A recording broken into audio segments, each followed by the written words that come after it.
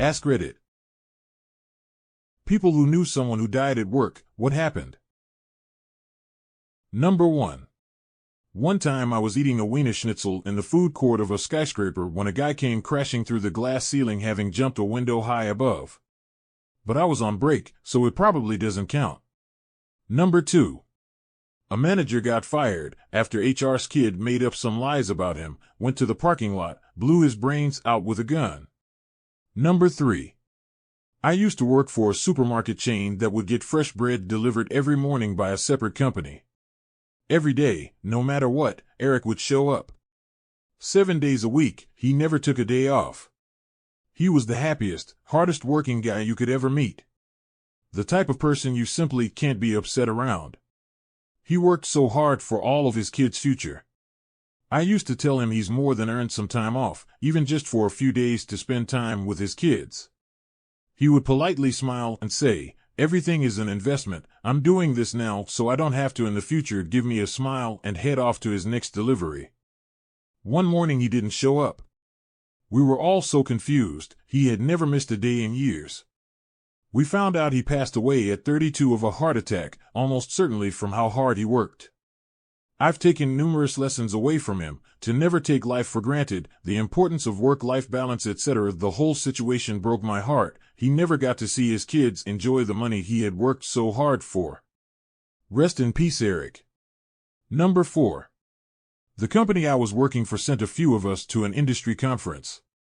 Our first night there, we all had a few drinks at the bar before heading off to our rooms, agreeing to meet for breakfast. One of my coworkers was a no-show the next morning. Didn't think much of it at first, but about halfway through the day I realized that he wasn't anywhere at the conference either. Didn't get an answer on his phone, and when I called my boss back at our office, our boss wasn't able to reach him either. Eventually, my boss called his wife, who had apparently also been trying to call him because he'd failed to call her that morning. She said he never missed calling her when he was traveling. Went to the hotel desk and they sent a manager up to do a welfare check. They found him dead in the bathroom. He'd apparently fallen while getting out of the shower, banged his head on the counter, and broke his neck. We were later told that his death was almost instantaneous. That was 20 years ago, and I still feel like shit when I think about it. We were kidding around and making jokes about him sleeping in or being hungover as we ate breakfast in the hotel restaurant, while he was lying dead in a bathroom 4 floors above us. Number 5. Got 2 of them. One was a coworker. Shot by some punk who thought we weren't serious about our job. Private security contracting. Neither of them made it. The other was a random homeless woman. I was working on a city security contract. Cheap, observe, and report, mall cop type stuff. Shift was ending, and I was headed back to the city office when I noticed something rather strange. A sleeping bag in the middle of the alleyway. Didn't think anything of it, so I went inside. Garbage truck came through while I was. Didn't put 2 and 2 together till I walked outside and smelled it. Garbage truck ran the sleeping bag over with a drug addict inside. Former teacher from what I read later. Number 6. I worked at a big company with a nice couple, Billy and Grace. Billy was a big biker dude, funny and gregarious. Adventure seemed to follow him around. There was always some new funny situation he got himself involved in. One night after work, Billy almost got into a big fight, but cooler heads prevailed and it all calmed down. A couple days later, Billy and Grace were driving into work on a 2-laner, and a woman coming the other way got distracted and crossed into their lane head-on. The other woman got banged up a bit. Billy was killed instantly, and Grace was unconscious, with both arms and legs smashed up badly. When I got to work, I saw a friend having a smoke out back, and says, "Hey, did you hear about Billy?" I thought he was talking about the almost fight from the other night, so I said, "Yeah, that's Billy for you." He gave me an odd look. When I got to my desk, I heard the news. I felt like a bit of an ass. Number 7. Started my current job about 6 years ago. Was going to head down to Austin to meet one of my colleagues down there and do some brainstorming and activity planning. Was supposed to meet in hotel lobby and he never shows. Email and calls go unanswered. Send my boss in NYC a message like WTF. Few hours later his daughters found him dead. Number 8. I work in grocery stores, management. You get transferred around a lot the longer you're with the company. The last store I worked in before being transferred recently had an elderly lady I'll call Jane that worked in the produce department. She tended the wet wall and put product on the shelves and in the displays. She also sometimes cut fruit and veg for those little plastic bundles we sell. Jane also smoked, and this is where our paths crossed most often. I wasn't immediately Jane's supervisor, and because of this Jane and I were pretty informal with one another when we'd catch each other outside for nicotine. She'd usually chit-chat about her family. Occasionally she'd gossip about coworkers or complain about favoritism in management. But mostly, like many employees in this line of work her age, she just wanted the day to be done so she could go home and enjoy her free time. The day she died was my last day before a short vacation. I opened the store that day, so I was getting ready to leave shortly after 1 o'clock in the afternoon. I was coming back inside from the gas station and noticed her in the produce department tending to the wet wall. I was in a hurry to pass off a list of things the gas attendant needed restocked and then be on my way home. Not even a few minutes into my car and then shortly on the highway back home did Jane drop dead, right on the produce sales floor, from an aneurysm. She had barely begun her shift. I'm told she hadn't any indication of the onset of symptoms or health complications that may have led to having a deadly aneurysm. At least none that she shared with anybody at the store. No one told me she had died until I came back from vacation. Number 9. We were apprentices at the time. I got the call and turned the job down. My best friend in the apprenticeship got the call next and accepted the job. It was a hot summer day, and he worked himself into heat stroke because he had made a few mistakes days prior, gotten chewed out, and was making up for it. In his confusion from the heat stroke, he wandered into a place of the job he shouldn't have been, passed out, and his head was backed over by a dump truck. He was the third man to die on that job. He was married and in his early 30s. I miss him. Number 10. It was an older maintenance man, and he always into our boiler room at work to have a smoke before he went home. We think he had a massive heart attack because a half-smoked cigarette was found under his body when they found him 5 hours after he was supposed to have gone home. Then there was the 30-year-old guy who stuck his hand in a machine to clear some scrap out of the way and got his arm pulled off and bleed to death. That was real bad, real bad. Number 11. Coworker got a finger caught in a rubber mill. He was about 5 feet 8 inches and chubby. He came out the other side about 5 millimeters thick and 12 foot tall. The sound of the bones popping and the screaming stays with me. Number 12. Admin was pulling down a box from on top of filing cabinet. A green file organizer with the metal edge which sits inside cabinets was laying across the box.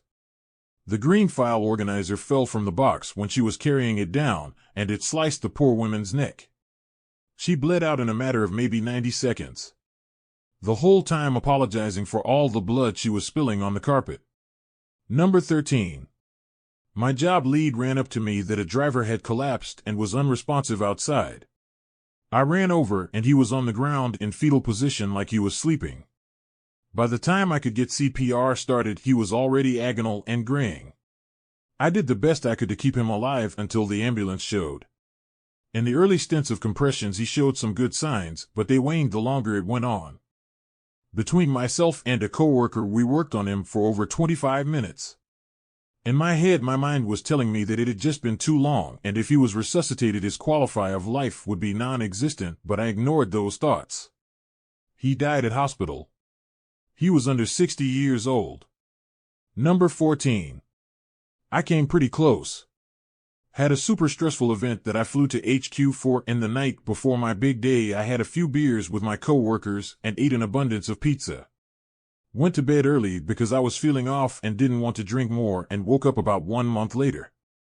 Had a severe brain aneurysm in the morning and wasn't found until 2 p.m., walked into the ER room on my own 2 feet, and shortly after that they were telling my parents I just might not make it.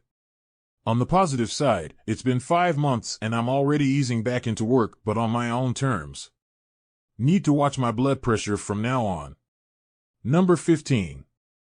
Iraq 2011. About 5 a.m. just as the sun was about to be coming up, our incoming alarm went off late as some rockets went under our radar zone, so we had a couple explode before the mortars came in and tripped it. Guy I knew opened the door to his chew. He made it one step before a mortar landed at his feet. He was blown in half, nothing from the waist down. He was still alive and in shock. Me and a couple others ran over and got him loaded into a vehicle to get sent to the medic's tent just across our base. He didn't make it, and since I was one of the people that helped load him up and I already seen everything unfold in a series of slow-motion frames, I was part of the detail to clean up what was left of him and his belongings. It was a rough day, and I was 19. Number 16. We were just finishing up for the night and shutting down the office slowly. She was sitting down wrapping up a call at her cubicle, and she got up and was fanning herself, saying she felt weird and it was hot. She walked down the aisle between all of our cubicles and went to go lay down on the couch. Within seconds, the ambulance was there and put her on the stretcher. As they were wheeling her out, she raised her arm up to wave bye to us, and it just collapsed. We all go out to our cars to leave, and the ambulance was still there rocking back and forth. They were trying to resuscitate her. We learned she passed away when she was telling us night. Number 17. One of my team members at my previous job had epilepsy.